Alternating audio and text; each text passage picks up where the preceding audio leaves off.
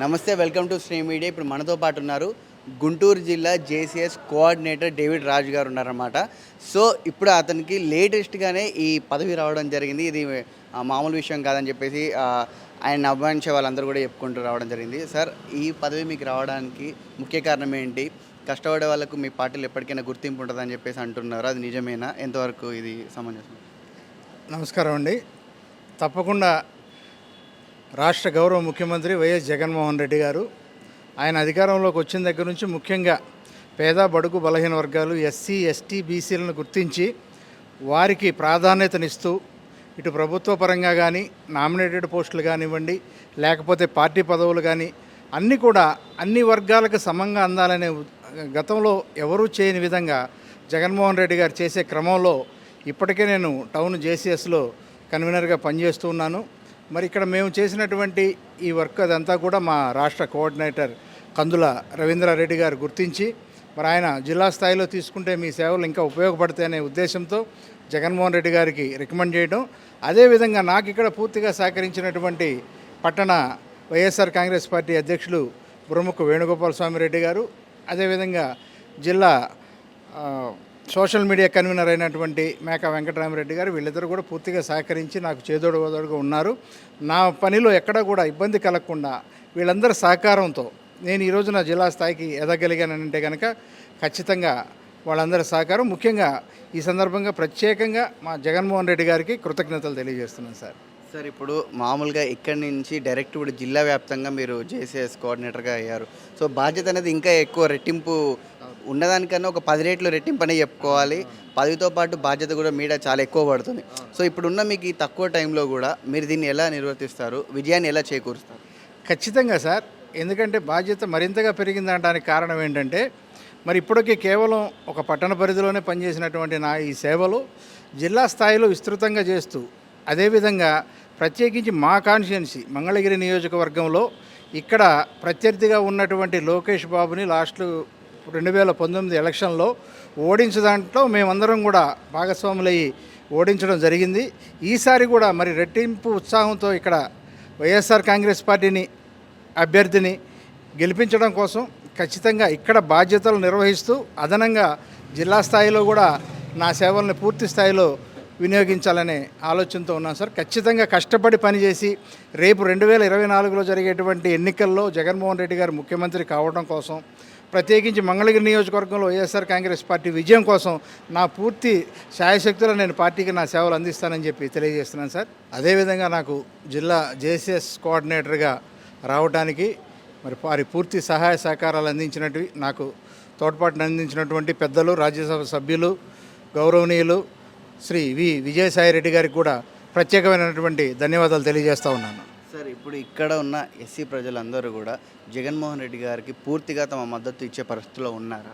ఖచ్చితంగా సార్, ఎందుకంటే కనుక మనం గత పాలన ఇప్పుడు పాలన కనుక పోల్చుకుంటే ఆయన పరిపాలన అంతా కూడా పారదర్శకంగా, ఆయన తీసుకొచ్చినటువంటి ఈ వాలంటరీ సచివాలయ వ్యవస్థ ద్వారా ఎవరైతే నిజమైన పేదలు అర్హులు ఉన్నారో వారికి నేరుగా పథకాలు అందించే దాంట్లో జగన్మోహన్ రెడ్డి గారు ఎక్కడ కూడా కులాలు, మతాలు, పార్టీలు, ప్రాంతాలతో నిమిత్తం లేకుండా కేవలం అర్హతే ప్రామాణికంగా ఆయన పనిచేస్తూ ఉన్నారు. అందులో భాగంగా ప్రతి కులానికి, ప్రతి మతానికి, ప్రతి వర్గానికి ఎవ్వరికి కూడా ఇబ్బంది లేకుండా అన్ని సంక్షేమ పథకాలు, ముఖ్యంగా దళారులు, మధ్యవర్తులు లేకుండా. మీరు ఒక్క చిన్న విషయం మీకు తేడా చెప్తానండి. గత ప్రభుత్వంలో జన్మభూమి కమిటీలతో తెలుగుదేశం పార్టీ చేసినటువంటి అక్రమమైన కార్యక్రమాలు ఈ రోజున వైఎస్ఆర్ కాంగ్రెస్ పార్టీ అధికారంలోకి వచ్చి జగన్మోహన్ రెడ్డి గారు ముఖ్యమంత్రి అయిన తర్వాత అటువంటి పరిస్థితి లేదండి. ఏ నాయకుడి దగ్గరికో లేకపోతే ఇంకొకళ్ళ దగ్గరికి వెళ్ళి రికమెండేషన్ చేసుకోవాల్సిన పరిస్థితి లేదండి. నేరుగా సచివాలయంకి లేకపోతే వాలంటరీ వ్యవస్థ ద్వారా వారు ఏ పథకానికి అర్హులో అవన్నీ కూడా ప్రజలకి నేరుగా తెలియజేయడం, వాళ్ళ చేత అప్లై చేయించడం, ఆ పథకం నేరుగా ఎటువంటి రికమెండేషన్ మధ్యవర్తులు లేకపోతే లంచాలకి తావు లేకుండా పారదర్శకంగా పథకాలు అందేటువంటి గొప్ప కార్యక్రమాన్ని జగన్మోహన్ రెడ్డి గారు తీసుకురావడం వలన ఈ రోజున ఇంత విజయవంతంగా పేద ప్రజలందరూ కూడా సంతోషంగా ఉన్నారని చెప్పడానికి నిదర్శనం సార్. సార్, ఒక మాట ఏంటిదంటే ఇప్పుడు చంద్రబాబు నాయుడు గారి ప్రభుత్వంలో ఎస్సీ ప్రజలకు జరిగిన అవకాశాలు కానీ, న్యాయం కానీ ఏంటిది, లేదా అభివృద్ధి కానీ, ఇప్పుడు జగన్మోహన్ రెడ్డి గారి ప్రభుత్వంలో ఎస్సీ ప్రజలకు జరిగిన అభివృద్ధి కానీ, ఈ రెండింటి మధ్యలో వ్యత్యాసం చెప్పమంటే ఏం చెప్తారు? అంటే ప్రత్యేకించి ఎస్సీ ప్రజలనే ఏమి లేదండి. అయితే గతంలో ఎస్సీలని ఇంకా కొంచెం చులకనగా చూసే భావమే కనపడేదండి. ప్రతి కార్యక్రమంలో కూడా వాళ్ళు పార్టీలు లేకపోతే మాకు సంబంధించిన వాళ్ళైతేనే వాళ్ళకి లబ్ధి చేరే పరిస్థితి ఉండేది. అయితే ఇప్పుడు అట్లా లేదండి. జగన్మోహన్ రెడ్డి గారు ఎస్సీలకి ప్రత్యేకించి అన్ని కార్యక్రమాలు చేస్తూ రిజర్వేషన్ పరంగానే కాకుండా ఇంకా అంతకు మించి అదనంగా రావాల్సినటువంటి కార్యక్రమాలన్నీ కూడా అదనంగా ఎస్సీలకి ప్రయోజనం కలిగే విధంగా ఆయన చేస్తూ ఉన్నారండి. గత పాలనతో పోల్చుకుంటే కనుక ఖచ్చితంగా చిన్న ఉదాహరణ చెప్పగలనండి. విదేశీ విద్య గతంలో చంద్రబాబు నాయుడు టైంలో కేవలం 5 లక్షల నుంచి 15 లక్షల మ్యాక్సిమం 5 లక్షలు మొదలుకొని 15 లక్షల వరకు అది ఆగిపోయేదండి. కానీ జగన్మోహన్ రెడ్డి గారు వచ్చిన తర్వాత ఎస్సీల ప్రాధాన్యత గుర్తించి ముఖ్యంగా వీళ్ళు విదేశాల్లో చదువుకోవాలంటే మనం చేయూతనివ్వాలని చెప్పి ఆ అమౌంట్ని సార్ ఏకంగా ఇప్పుడు 1,20,00,000కి పెంచడం జరిగింది సార్. ఇది చాలా గొప్ప విషయం సార్. ఎందుకంటే కనీసం విదేశాలకు వెళ్ళి చదువుకోలేని ప్రతి పేద ఎస్సీ విద్యార్థికి ఇది ఒక బంగారు అవకాశంగా మనం చెప్పుకోవాలి సార్. దానికి జగన్మోహన్ రెడ్డి గారు ఎంతైనా ఎస్సీ సామాజిక వర్గాలన్నీ కూడా రుణపడి ఉంటాయి సార్. సార్ ఇప్పుడు 175కు 175 ఖచ్చితంగా కొడతామని చెప్పేసి జగన్ గారు ప్రతి మీటింగ్లో కూడా చెప్పడం రావడం జరుగుతుంది. సో రీసెంట్గా ఇప్పుడు రాప్తాడు కూడా 10 లక్షల మందితో విజయవంతం జరిగిందని చెప్పేసి వైసీపీ కార్యకర్తలందరూ కూడా సంతోషం వెలబుచ్చుతున్నారు. సో నిన్న జరిగిన రాప్తాడు సభ గురించి కానీ జగన్ గారు చెప్పే 175 సీట్స్ గురించి కానీ మీ అభిప్రాయం? అయితే మా ఆలోచన ఒకటే సార్. జగన్మోహన్ రెడ్డి గారు ఒకటే ధైర్యంగా చెప్తున్నారు, నేను మీకు మీ కుటుంబానికి మంచి చేశాను అని అంటేనే నాకు ఓటేయండి. ఇది వాస్తవం సార్. ఎందుకనంటే కనుక మీకు ఇంతకుముందే చెప్పాను, ప్రతి కార్యక్రమం కూడా పారదర్శకంగా లంచాలకు తావు లేకుండా మధ్యవర్తులు లేకుండా ఎవరి ప్రమేయం లేకుండా నేరుగా పేదవాడికి అందుతున్నాయి. కాబట్టి ఈ రోజున అంతమంది సభకు స్వచ్ఛందంగా తరలి వచ్చారు అని అంటే కనుక జగన్మోహన్ రెడ్డి గారి మీద ఉన్నటువంటి నమ్మకం, జగన్మోహన్ రెడ్డి గారు మరలా ముఖ్యమంత్రి అయితేనే మాకు ఈ విధమైనటువంటి సంక్షేమం అభివృద్ధి మాకందరికి కూడా అందుతాయి అనే నమ్మకంతో ఈ రోజున అంతమంది జనం రావడం జరుగుతుంది సార్. ఎందుకంటే ఎవరిని కూడా బలవంతంగా తీసుకొచ్చే పరిస్థితులు ఈ రోజున లేవు సార్. స్వచ్ఛందంగా వాళ్ళంతటా వాళ్ళు, ఎందుకంటే వాళ్ళందరూ కూడా తృప్తిగా ఉన్నారు ఈ ప్రభుత్వంలో. జగన్మోహన్ రెడ్డి గారు మాకు మంచి చేశారు, ఖచ్చితంగా మేము ఆయన వల్ల మేము లబ్ధి పొందుందామని వాళ్ళు నమ్మబట్టి ఈ రోజున అంతమంది జనం స్వచ్ఛందంగా తరలి రావడం జరుగుతుంది సార్. సార్ ఇప్పుడు అయితే పవన్ కళ్యాణ్ గారు అలాగే చంద్రబాబు నాయుడు గారు ఇద్దరు పొత్తు, అంటే ఒకప్పుడు ఆ ఇద్దరి పొత్తులో ఇద్దరు కూటమిలో ప్రభుత్వం రావడం జరిగింది. సో ఇప్పుడు మళ్ళీ వాళ్ళిద్దరు కలిసి కూటమిగా ఏర్పడి ఇప్పుడు జగన్ గారిని ఓడించే పరిస్థితులు ఉన్నాయని చెప్పేసి వాళ్ళు అంటున్నారు. మీరు ఏమంటారు? అయితే దీంతో నేను ఏకీభవించను సార్. ఎందుకంటే కనుక జగన్మోహన్ రెడ్డి గారు ఒంటరిగా వెళ్తున్నాడనే ధైర్యం ఏంటంటే, నేను ప్రజలకు మేలు చేస్తున్నాను, ఖచ్చితంగా ప్రజలు నన్ను ఆదరిస్తారు. ఎందుకంటే లబ్ధి పొందినటువంటి ప్రతి కుటుంబం కూడా ఆయనకి అండగా నిలబడుతుంది.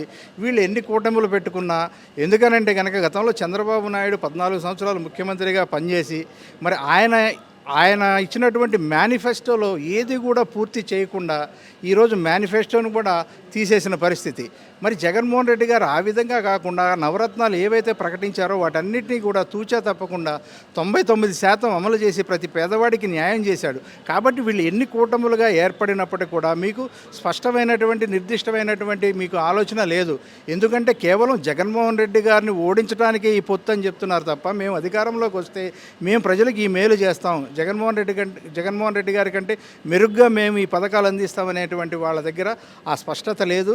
అది ఒక్క జగన్మోహన్ రెడ్డి గారే నేను మీకు ఈ మంచి చేశాను, ఇదిగో ఈ కార్యక్రమాలన్నీ కూడా మీకు నేరుగా లబ్ధి చేకూరే విధంగా నేను అందించాను, కాబట్టి నాకు ఖచ్చితంగా మీరు అందరూ అండగా నిలబడాలని ధైర్యంగా అడుగుతున్నారు. కాబట్టి నిజంగా మీరు అటువంటి ధైర్యం కనుక మీ దగ్గర ఉంటే మీరు విడివిడిగా పోటీ చేయొచ్చు. కానీ జగన్మోహన్ రెడ్డి గారిని ఓడించాలనే ఏకైక లక్ష్యంతో కుట్రతో మరి ఇటువంటి మంచి పరిపాలన మళ్ళీ రాకూడదు, మేము అడ్డదారిలో ఏ విధంగానైనా అధికారంలోకి రావాలని అధికార కాంక్షతో తప్ప ఈ పొత్తు అనైతికమైనటువంటి పొత్తు సార్. ఎందుకనంటే కనుక ఈ పవన్ కళ్యాణ్ అనే ఆయన ఒక పార్టీని స్థాపించినప్పుడు మరి ఆయన ఏదన్నా ముఖ్యమంత్రి కావాలని కోరుకోవడంలో తప్పు లేదు.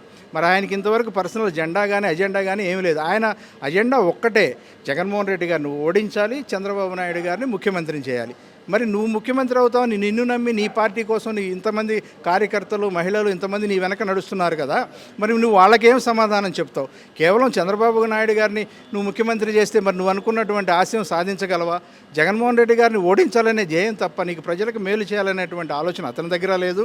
కేవలం పవన్ కళ్యాణ్ అడ్డం పెట్టుకొని చంద్రబాబు నాయుడు తెలుగుదేశం పార్టీ అధికారంలోకి వచ్చి జగన్మోహన్ రెడ్డి గారిని ఏదైనా విధంగా ఆయన ఓడించాలనే ఉద్దేశంతో జరిగేటువంటి కుట్రలో భాగం తప్ప ఇది అనైతిక పొత్తుగా నేను భావిస్తూ ఉన్నాను సార్.